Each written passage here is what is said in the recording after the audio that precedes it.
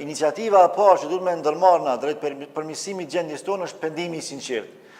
Pa u hap zemra me pendim, s'ka mundësi robi me kalu në praktikim.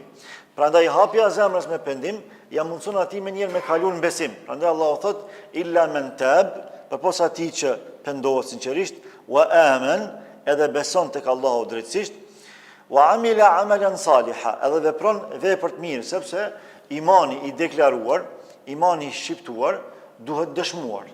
Dhe ja dëshmuar përmes veprave të qelluara, përmes veprave që janë në përputhje plot me fjalën e Allahut në Kur'an dhe me traditën e Muhamedit alayhi salatu wassalam. Çfarë ndodh me këta? Illa man taba wa amana wa amila amalan salihan fa ulaika yubaddilu Allahu sayyi'atihim hasanat.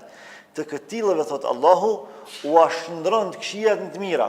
Shikon e bujarin dhe mëshirën e Allahut subhanahu wa taala. Jo vetëm që ta pranon pendimin Allahu kur pendohesh sinqerisht.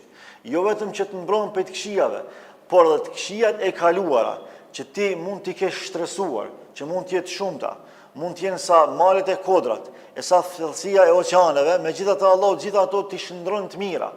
Si ndodh kjo? Me pendimin e sinqert, nga se Allahu i madhërisëm dëshiron që mes robit dhe mes tij të ketë një komunikim të sinqert.